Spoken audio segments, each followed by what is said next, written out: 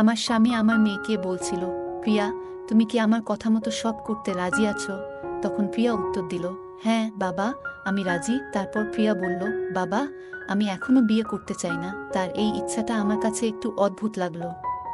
তখন আমার স্বামী বলল, প্রিয়া, আমি তোমার ভবিষ্যতের কথা ভেবেই এই কাজটা করতে বলছি। আমার কথা মতো কাজ করো। প্রিয়া উত্তর দিল, কিন্তু বাবা, আমি এমনিতেই মানসিকভাবে কষ্টে আছি, আর আপনি আমাকে এমন কিছু করতে বলছেন যা আমি বুঝতে পারছি না। আমি তখন থেকেই আন্দাজ করছিলাম যে বন্ধ ঘরের পেছনে কিছু ঘটছে। হঠাৎ আমার স্বামীর কণ্ঠ শুনতে পেলাম। সে বলছে, প্রিয়া, আমি যা বলেছি সেটা করলে তোমারও ভালো হবে। আমার স্বামী বলল, প্রিয়া, ভুল বুঝো না। আমরা যা করছি তা আমাদের মধ্যে সীমাবদ্ধ থাকবে। তোমার এবং আমার ভালোর জন্যই করছি। হঠাৎ আমি প্রিয়ার কান্নার শব্দ শুনতে পেলাম। সে বলছিল, বাবা, আমি অনেক কষ্টে আছি। এরকম কথা শুনে আমি বুঝলাম কিছু একটা ঠিক হচ্ছে না। এই পরিস্থিতিতে আমি তার ঘরে ঢুকে গেলাম। তারপর যা দেখলাম তা দেখার মোটেও প্রস্তুত ছিলাম না। আমার গল্পগুলো তোমরা শুনো, কিন্তু সাবস্ক্রাইবই করো না। দয়া করে গল্পগুলো ভালো লাগলে ভিডিওটি লাইক, শেয়ার এবং চ্যানেলটি সাবস্ক্রাইবই করো প্লিজ। আমি সুমি, 15 বছরের বিবাহিত জীবন কাটাচ্ছি, এবং আমাদের মেয়ে প্রিয়া, যার বয়স এখন 15 বছর। সে এখন আমাদের সাথে থাকে। ওকে দেখলে মনটা ভালো হয়ে যায়। আমার মেয়ে অনেক সুন্দর ছিল। আমরা সবসময় চাইতাম আমাদের মেয়ে ভালোভাবে বড় হোক, একটা ভালো চাকরি করুক। প্রিয়া শহরে থেকে পড়াশোনা করছিল, আর তার জন্মের পর থেকে আমার স্বামীর জীবনেও অনেক পরিবর্তন এসেছে। ছোটবেলা থেকেই আমরা প্রিয়ার জন্য বড় বড় স্বপ্ন দেখতাম। ওকে ভালো শিক্ষায় শিক্ষিত করার জন্য আমরা যথাসাধ্য চেষ্টা করেছি। প্রিয়া খুবই মেধাবী ছিল। প্রিয়া ছিল একজন পরিশ্রমী মেয়ে, সবসময় পড়াশোনায় প্রথম হতো। সে শহরের একটি নামকরা স্কুলে ভর্তি হয়েছিল। আমি আর ওর বাবা ওর নিরাপত্তা নিয়ে সব সময় চিন্তিত ছিলাম, তাই প্রায়ই ওকে ফোন করে পড়াশোনার খোঁজ খবর নিতাম।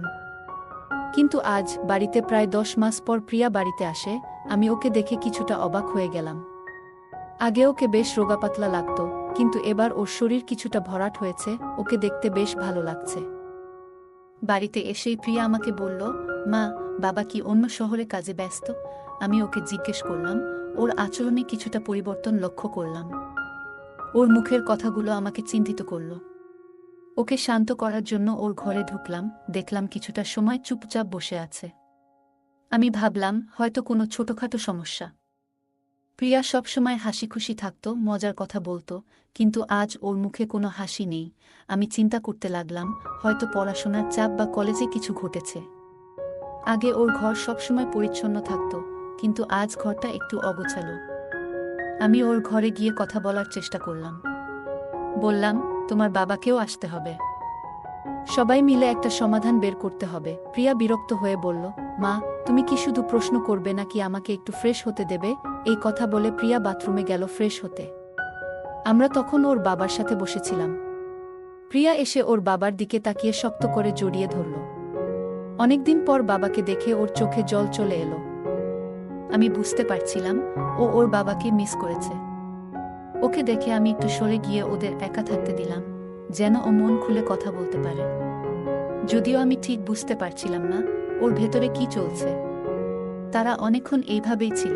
প্রিয়ার আচরণে কিছুটা অস্বাভাবিকতা লক্ষ্য করলাম, যেন ও কিছু লুকোচ্ছে বা কিছু বলতে চাইছে।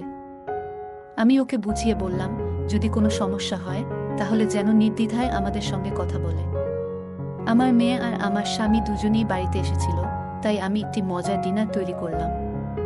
ডিনার শেষে আমরা সবাই ঘুমাতে যাওয়ার প্রস্তুতি নিলাম। হঠাৎ প্রিয়া বলল, মা, আমি আজ বাবার ঘরে ঘুমাবো। তুমি আমার ঘরে ঘুমাও। ওর কথাই জেদ ছিল, তাই আমিও বললাম, ঠিক আছে। আমি যখন প্রিয়ার ঘরে ঘুমাতে গেলাম, তখন বুঝলাম সাধারণত প্রিয়া ওর বাবার সঙ্গে ঘুমাতো না, এবং আগে ও বাবার সঙ্গে এত কথা বলতো না। আজ হঠাৎ করেই ওর বাবার সঙ্গে ঘনিষ্ঠ সময় কাটানোর ইচ্ছা দেখে কিছুটা অবাক হলাম। ভাবলাম, হয়তো ওর বাবার সঙ্গে কিছু গুরুত্বপূর্ণ কথা বলতে চায়।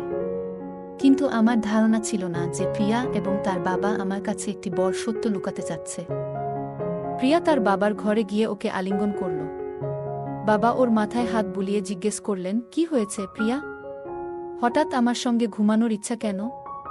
প্রিয়ার মুখে চিন্তা আর অস্থিরতা স্পষ্ট ছিল। তিনি তাকে আশ্বস্ত করলেন, যা কিছু বলার নির্ভয়ে বলতে পারো। পরের দিন গ্রামের একটি মেলার আয়োজন করা হয়েছিল। সন্ধ্যায় প্রিয়া ওর বাবার সঙ্গে মেলায় গেল। ও কিছুক্ষণ আমাদের প্রতিবেশী আন্টির সঙ্গে থাকার পর মেলায় চলে গেল, কিন্তু ওকে যেতে দেখে আমার স্বামী একবারও আমাকে জিজ্ঞেস করলেন না আমি ওদের সঙ্গে যাচ্ছি কিনা। প্রিয়ার মুখে হাসি থাকলেও ওর বাবাকে রাগান্বিত দেখাচ্ছিল। বিশেষত ও গ্রামের মানুষের সামনে ওর পোশাক নিয়ে ও ছোট একটি স্কার্ট আর টপ পরেছিল।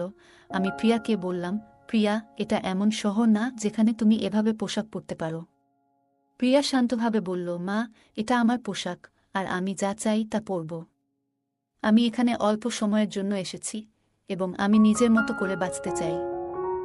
ওর এই আত্মবিশ্বাস দেখে আমি অবাক হলাম। আমি প্রিয়াকে বোঝানোর চেষ্টা করলাম, আমি বুঝি তুমি নিজের মতো করে বাঁচতে চাও, কিন্তু এখানকার মানুষদের চিন্তাভাবনা ভিন্ন। আমার স্বামীও তখন প্রিয়ার পক্ষে কথা বললেন, আমাদের উচিত ওকে নিজের মতো থাকতে দেওয়া। ও এখন বড় হয়েছে এবং নিজেই সিদ্ধান্ত নিতে পারে। আমাদের ওর জীবনে হস্তক্ষেপ করা উচিত নয়। আমি লক্ষ্য করলাম আমার স্বামীর চিন্তাভাবনায় পরিবর্তন এসেছে। আগে তিনিও এ বিষয়ে চিন্তিত থাকতেন, কিন্তু এখন তিনি ওকে সমর্থন করছেন। হয়তো অন্য শহরের জীবনধারা তার উপর প্রভাব ফেলেছে। আমি মনে মনে ঠিক করলাম মেয়ের সঙ্গে একান্তে কথা বলবো। তবে আজকের রাতে এসব ভাবনা থেকে মুক্তি পেতে চাইলাম। কিছুক্ষণ পর আমি শুনতে পেলাম যে আমার স্বামীর ঘর থেকে অদ্ভুত আওয়াজ আসছে। ঘর থেকে বেরিয়ে দেখলাম ওর ঘরে আলো জ্বলছে। আওয়াজটা শুনে আমি ওর ঘরের দিকে এগিয়ে গেলাম, কারণ আমি ওর সঙ্গে কথা বলতে চেয়েছিলাম। আমি শুনতে পেলাম কেন প্রিয়া এমনভাবে চিৎকার করছে। আমি ওর ঘরের দরজার কাছে যেতেই আমার হাত হঠাৎ করে দরজায় ধাক্কা খেয়ে গেল। আমি দরজায় টোকা দিতেই প্রিয়ার আওয়াজ বন্ধ হয়ে গেল। ঘরটা তখন অন্ধকারে ছিল। আমি বিভ্রান্ত হয়ে পড়লাম, মনে হচ্ছিল যেন আমি ঘুমের স্বপ্ন দেখছি, কিন্তু একই সঙ্গে বুঝতে পারছিলাম ঘরের আলো বন্ধ হয়ে গেছে। কোনো আওয়াজ না পেয়ে আমি ধীরে ধীরে রুমের দরজা খুললাম। মৃদু আলোতে দেখলাম তারা আরামে ঘুমাচ্ছে। আমিও পরে ঘুমিয়ে পড়লাম। পরদিন সকালে প্রিয়াকে জিজ্ঞেস করলাম, তুমি ঠিক আছো তো? প্রিয়া আমাকে আশ্বস্ত করে বলল, মা, আমি ঠিক আছি। তবে রাতে যে চিৎকার শুনেছিলাম সেটা নিয়ে ও কিছু বলল না। শুধু জানা যে খারাপ স্বপ্ন দেখেছে, কিন্তু আমার মনে হচ্ছিল সবকিছু ঠিকঠাক নয়। মনে হচ্ছিল কিছু একটা লুকোনো হচ্ছে। সেদিন রাতে আমি ঠিক করলাম আমাকে খুঁজে বের করতে হবে আসলে কি ঘটছে। যখন সবাই ঘুমিয়ে পড়ল, আমি আবার মনোযোগ দিয়ে শুনতে শুরু করলাম। আমার স্বামীর ঘর থেকে প্রিয়ার গলার আওয়াজ পেলাম। ওদের কথাবার্তা শুনে মনে হচ্ছিল বাবা মেয়ের সম্পর্ক যেন এক নতুন মাত্রায় পৌঁছেছে। পরদিন সকালে আমার স্বামী কাজে যাচ্ছিল বলে তাড়াতাড়ি নাস্তা তৈরি করে দিলাম। পরে দেখলাম প্রিয়া ঘরের মধ্যে হাঁটছে, কিন্তু ওর মুখটা ফ্যাকাশে। মনে হচ্ছিল ও খুব ক্লান্ত। আমি ওকে বললাম, তুমি ফ্রেশ হয়ে নাও, তারপর নাস্তা করে নিও। আজ একসাথে বাজারে যাই। কিন্তু প্রিয়া ক্লান্তিভরা কণ্ঠে বলল, মা, আজ আমি খুব ক্লান্ত, মার্কেটে যেতে পারবো না। তুমি একাই যাও, আমি বিকেল পর্যন্ত বিশ্রাম নিতে চাই। আমি বাজার থেকে ফিরে ঘরে ঢুকতে গিয়ে দরজা খুললাম, কারণ জানতাম প্রিয়া বিশ্রাম নিতে চায়। আমি মুদির ব্যাগগুলো একপাশে রাখলাম এবং রান্নাঘরে কিছু সবজি নিয়ে এলাম। রান্নাঘরের দিকে যেতেই ভেতর থেকে মৃদু একটা আওয়াজ শুনতে পেলাম। মনে করলাম প্রিয়া হয়তো ঘুম থেকে উঠে গেছে। রান্নাঘরে ঢুকে আমি যা দেখলাম তাতে চমকে উঠলাম। প্রিয়া তার হাতে ময়দা মাখছে, আর তার বাবা ওর পাশে দাঁড়িয়ে আছেন, ময়দা মাখাতে সাহায্য করছেন। আমি কখনো দেখিনি ওদের দুজনের মধ্যে এমন ঘনিষ্ঠতা। দৃশ্যটা দেখে মনে হচ্ছিল যেন ওদের সম্পর্কের মধ্যে কিছু পরিবর্তন এসেছে, যা আগে কখনো ছিল না। আমি লক্ষ্য করছিলাম যে বাবা মেয়ের মধ্যে কি চলছিল। হঠাৎ দেখলাম প্রিয়ার বাবা ওকে বলছেন, দেখো, এভাবে আটা মাখতে হয়। আজ আমার স্বামী কাজে বেরিয়েছিলেন। সাধারণত তিনি কাজে গেলে কয়েকদিন পর বাড়ি ফিরতেন, কিন্তু সেদিন তিনি অপ্রত্যাশিতভাবে তাড়াতাড়ি বাড়ি ফিরে আসেন, যা আমার কাছে একটু অদ্ভুত লাগছিল। রাতে প্রিয়া সবসময় তার বাবার ঘরে ঘুমাতো, আর আমি প্রিয়ার ঘরে। তার বাবার আচরণে কিছু একটা অস্বাভাবিকতা ছিল, যা আমাকে সন্দেহ করতে বাধ্য করেছিল। সেদিন রাতে আমি আবারও প্রিয়ার বাবার গলা শুনলাম, প্রিয়া, আমি আজ তোমাকে আটা মাখানো শিখিয়েছি, কিন্তু তোমার শেখার অনেক কিছু বাকি আছে। ভবিষ্যতে তোমার জন্য আরও কিছু আছে যা আমি শিখাবো। তুমি আজ রাতে প্রস্তুত থেকো। তার কথা শুনে আমি বিভ্রান্ত হয়ে পড়লাম। বুঝতে পারলাম না তিনি আসলে কি বলতে চাইছেন, প্রতিদিনের মতো প্রিয়া আবারও তার বাবার ঘরে ঘুমাতে গেল, আর আমি ওর ঘরে রইলাম। তবে সেদিন রাতে আমি ঠিক করলাম কিছু একটা খুঁজে বের করব। রাত গভীর হলে আমি ঘর থেকে বেরিয়ে ওদের ঘরের দিকে মনোযোগ দিলাম। দেখলাম ঘরের আলো জ্বলছে। আমি বাইরে দাঁড়িয়ে শুনতে লাগলাম। শুনলাম আমার স্বামী বলছেন, প্রিয়া, তুমি কি প্রস্তুত? প্রিয়া উত্তর দিল, পাপা, আমি এখনই বিয়ে করতে চাই না। ওর কথা শুনে আমি একটু অবাক হলাম। এরপর আমার স্বামী বললেন, তুমি যদি আমার কথা শোনো, এটা তোমার ভবিষ্যতের জন্য ভালো হবে। প্রিয়ার কাপা কণ্ঠে বলল, বাবা, আমি আগে থেকেই সমস্যায় আছি। আপনি আমাকে এমন কিছু করতে বলছেন যা আমি বুঝতে পারছি না।